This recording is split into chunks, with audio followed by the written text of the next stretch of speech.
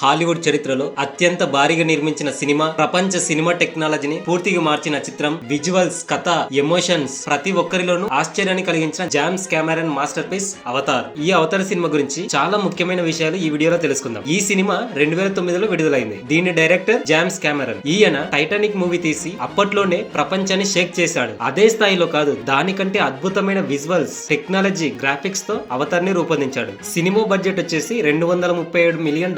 మన Indian rupees లో అయితే 2,131,000 కోట్లు. ఆ కాలానికి హాలీవుడ్ చరిత్రలోనే ఇదే అత్యధికమైన బడ్జెట్ సినిమా. జేమ్స్ కెమెరన్ చాలా రిస్క్ చేశాడు, కానీ రిస్క్ చేసిన దానికి ఫలితంగా ఈ సినిమా వసూలు దాదాపు రెండింతలు వచ్చాయి. ఈ అవతార సినిమా ప్రపంచ వ్యాప్తంగా $2.9 బిలియన్ వరకు సాధించింది. ఇప్పటి వరకు వచ్చిన అన్ని సినిమా చరిత్రలోనే ఈ అవతార సినిమా కలెక్షన్స్ హైయెస్ట్ గ్రాసింగ్ మూవీగా రికార్డు సృష్టించింది. ఈ సినిమా జానర్ వచ్చేసి science fiction plus fantasy adventure. మొత్తం సినిమా 60% CGI గ్రాఫిక్స్ తోనే ఉంటుంది. కెమెరా టెక్నాలజీ నుండి 3D వరకు ఈ సినిమాతోనే హాలీవుడ్ కొత్త యుగంలోకి అడుగుపెట్టింది. సింపుల్ గా చెప్పాలంటే అవతార్ అనేది ఒక సినిమా కాదు, ప్రపంచ సినిమాను మార్చిన ఓ మైలురాయి. అవతార్ కథ జరుగుతున్న అద్భుత ప్రపంచం పేరు పాండోరా. ఇది మన సౌర వ్యవస్థలో కాదు, చాలా దూరంలో ఉన్న ఆల్ఫా సెంచరీ స్టార్ సిస్టమ్ లోని ఒక కల్పిత చంద్రుడు. పాండోరా ఎలా ఉంటుందంటే భూమిపై ఎక్కడ కనిపించిన రంగులు, ఆకృతులు, వెలుగులు రాత్రి అయితే చాలు మొత్తం అరణ్యం గ్లో అవుతుంది. దీనిని బయోలుమినిసెంట్ ఎన్విరాన్మెంట్ అంటారు. ప్రకృతి మొత్తానికి సొంత లైటింగ్ ఏర్పరిచినట్లు ఉంటుంది. అక్కడ చెట్లు కూడా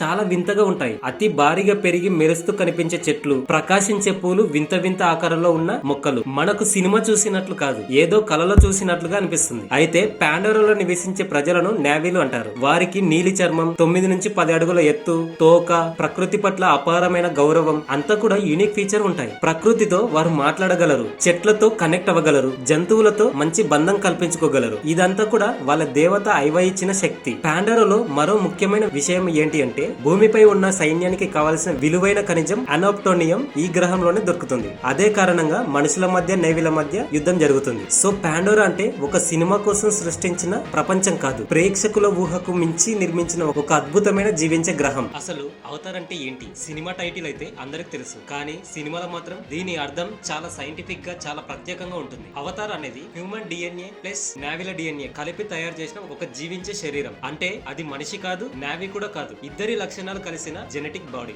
ఈ అవతార శరీరాన్ని మనిషి నేరుగా నడపడు. తన అసలు శరీరం ఒక ప్యాడ్ లో పడుకుంటాడు. మెదడు ద్వారా సిగ్నల్స్ పంపించి ఆ కొత్త అవతార్ బాడీని రిమోట్ కంట్రోల్ చేస్తాడు. చాలా అద్భుతంగా వీడియో గేమ్ ఆడుతున్నట్లే ఉంటుంది, కానీ ఇందులో వర్చువల్ కాదు, రియల్ బాడీ. అసలు మనుషులు ఎందుకంత పెద్ద టెక్నాలజీ వాడారంటే వారికి నావీల మధ్య కలిసిపోవాలి, కానీ మనుషులను నావీలు అస్సలు నమ్మరు. అందుకే నావీల లాగే కనిపించే ఒక అవతార్ బాడీని సృష్టిస్తారు. సో హీరో జాక్ కూడా ఇలాగే తన అవతార్ బాడీతో పాండోరా ప్రపంచంలోకి అడుగు పెడతాడు. అయితే అక్కడ ఆ శరీరం అతనికి నిజమైన శరీరం లాగే అనిపిస్తుంది. సో అవతార్ అంటే ఒక విధంగా మనిషికి ఇచ్చిన రెండో జీవితం, కానీ అది మనిషి టెక్నాలజీతో నావీ ప్రపంచంలో కలిసిపోయేందుకు సృష్టించిన అద్భుతమైన శాస్త్రీయ మార్గం. అవతార్ సినిమా అసలు కథ ఒక సైన్స్ ఫిక్షన్ యాక్షన్ కథ మాత్రమే కాదు, మనిషి మనసు ఎలా మారుతుందో చెప్పే ఆత్మీయమైన ప్రయాణం. హీరో జాక్ ఒక మాజీ మెరైన్ ఆఫీసర్. అయితే ఒక ప్రమాదంలో అతని కాళ్ళు పనిచేయవు. అతని బ్రదర్ ఒక శాస్త్రవేత్త. అతని కోసం తయారు చేసుకున్న అవతార్ బాడీని ఇప్పుడు జాక్ వాడాలి. జాక్ తన అవతార శరీరంలోకి ప్రవేశించి పాండోరా గ్రహానికి చేరుకుంటాడు. అక్కడ అతని పని నావీ ప్రజల నమ్మకం పొందడం, తర్వాత వారి నివాస ప్రాంతం నుంచి ఖాళీ చేయించి పంపించడం. భూమి నుంచి వచ్చిన మనుషులకి కావాల్సింది అనాప్టోనియం అనే విలువైన ఖనిజం ఈ పాండోరా గ్రహంలోనే ఉంది కాబట్టి. కానీ ఈ మిషన్ లో జాక్ జీవితమే మారిపోతుంది. అయితే అక్కడ అతని నావీ ప్రజలు పట్టుకుంటారు. అక్కడ నేత్రి అనే రాజకుమార్తె ఇతన్ని రక్షిస్తుంది. సో ఆమె ద్వారా అతను నావీ సంస్కృతి, ప్రకృతి పట్ల ఉన్న ప్రేమ, ఐవా అనే దేవతపై ఉన్న శ్రద్ధ, ఇలా అన్ని నేర్చుకుంటాడు. నెలలు గడుస్తాయి. జాక్ పూర్తిగా వాళ్ళ ప్రపంచంలోనే కలిసిపోతాడు. అందమైన అడవులు, జీవించే ప్రాణులు, ప్రకృతి ఇచ్చే శక్తులు, ఇవన్నీ కూడా అతని నావీల వైపు లాగుతాయి. అందులోనూ నేత్రిపై అతనికి చాలా ప్రేమ పెరుగుతుంది. ఇక ఫైనల్ గా జాక్ ఒక నిర్ణయం తీసుకుంటాడు. ఇకపై నేను మనుషుల దగ్గరికి వెళ్ళను, ఇక్కడ నేవీల మధ్యలోనే ఉంటానని నిర్ణయం తీసుకుంటాడు. తర్వాత భూమి నుంచి వచ్చిన సైన్యం పాండోరాపై దాడికి సిద్ధమవుతుంది. వీరి టార్గెట్ హోమ్ ట్రీ అనే నావీల ప్రధాన నివాసాన్ని పేల్చడం. ఆ ట్రీని పేల్చేస్తే అక్కడ నుంచి నావీలు వెళ్ళిపోతారు కాబట్టి. అప్పుడు ఒక పెద్ద యుద్ధం స్టార్ట్ అవుతుంది. ఒకవైపు జేక్ నాయకత్వంతో నావీలు, మరోవైపు అధునాతన ఆయుధాలతో ఉన్న మానవ సైన్యం. సో చివరికి ఐవ దేవత సహాయం, నావీల యూనిటీతో మనుషుల దాడిని అడ్డుకుని పాండోరా నుంచి మానవ సైన్యాన్ని రిటర్న్ వెళ్లిపోయేలా చేస్తారు. సో చివరి సీన్ అత్యంత భావోద్వేగంగా ఉంటుంది. జేక్ తన మనిషి శరీరాన్ని పూర్తిగా వదిలేసి పాండోరాలో నావీ శరీరంతో శాశ్వతంగా పునర్జన్మ పొందుతాడు. అలా ఒక మనిషి మిషన్ కోసం వచ్చి అక్కడే తన నిజమైన కుటుంబాన్ని, నిజమైన జీవితాన్ని కనుగొంటాడు. సో ఇది అవతార్ పూర్తి కథ. అవతార్ ఒక రోజులో, ఒక సంవత్సరంలో వచ్చిన సినిమా కాదు. జేమ్స్ కెమెరాన్ ఈ సినిమా ఐడియాను 1994లోనే రాశాడంట. అయితే అప్పటి టెక్నాలజీ అతను ఊహించిన స్థాయికి సరిపోదు కాబట్టి నేను కోరుకున్న పాండోరా ప్రపంచాన్ని చూపించగలిగే టెక్నాలజీ వచ్చినప్పుడే ఈ సినిమా స్టార్ట్ చేస్తానని 12 నుంచి 13 సంవత్సరాలు వెయిట్ చేశాడట. సో చివరికి 2005-2006 సంవత్సరంలో ఆ టెక్నాలజీ వచ్చింది. అప్పటి నుంచే అవతార్ సినిమా నిర్మాణం స్టార్ట్ అయింది. అందుకే అవతార్ ను సినిమా కాదు టెక్నాలజీ రివల్యూషన్ అంటారు. అవతార్ లో 60% కంటే ఎక్కువ సీన్లు CGI వర్చువల్ వరల్డ్ యానిమేషన్స్, కానీ హీరో హీరోయిన్ ఎక్స్ప్రెషన్స్ మాత్రం 100% రియల్. అందుకోసం జామ్స్ కెమెరాన్ ఒక అద్భుతమైన టెక్నాలజీని డెవలప్ చేశాడు. అదే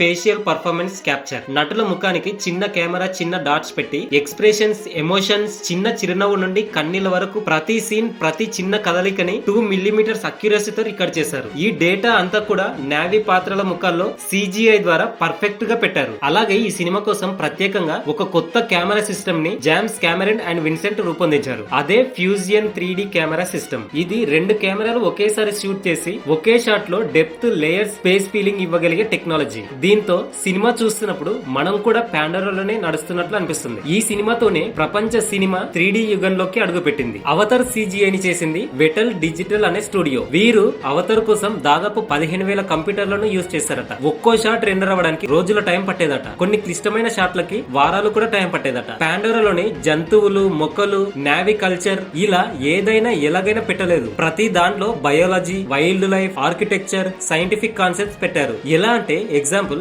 నావీల హైట్ 9 నుంచి 10 ఫీట్లు. ఇది ఎందుకంటే పాండోరా గ్రహంలో గ్రావిటీ చాలా తక్కువగా ఉంటుంది కాబట్టి. అక్కడ ఉన్న అడవి ఎందుకు గ్లో అవుతుందంటే బయోలూమినిసెన్స్ థియరీ. అండ్ వారి జంతువులతో బంధం ఎందుకు పెట్టుకోగలరంటే న్యూరల్ లింక్ కాన్సెప్ట్. ఇలా ప్రతి దానికి ఏదో ఒక రీజన్ ఉంటుంది. అందుకే అవతార్ ప్రపంచం ఫేక్ లుక్ ఇవ్వదు. ఇది నిజంగానే ఎక్కడో ఉండి ఉండవచ్చని అనిపిస్తుంది. అవతార్ ప్రపంచ వ్యాప్తంగా 25,000 కోట్లకు పైగా కలెక్షన్స్ రాబట్టింది. అలాగే Avatar the way of water 2022లో రిలీజ్ అయి అత్యంత భారీ విజయం సాధించింది. And Avatar fire and ash ఇదే సంవత్సరం డిసెంబర్ 19న రిలీజ్ అవబోతుంది. కాబట్టి ఈ సినిమా అందరూ తప్పక చూడండి. ఎందుకంటే అన్ని సినిమాల లాగే ఇది కేవలం సినిమా మాత్రమే కాదు, ఇది చాలా ప్రత్యేకం కాబట్టి. సో అవతార్ మూవీ మీరు చూసారా? చూస్తే సినిమా ఎలా అనిపించిందో ఖచ్చితంగా కమెంట్ చేయండి. Okay, thank you.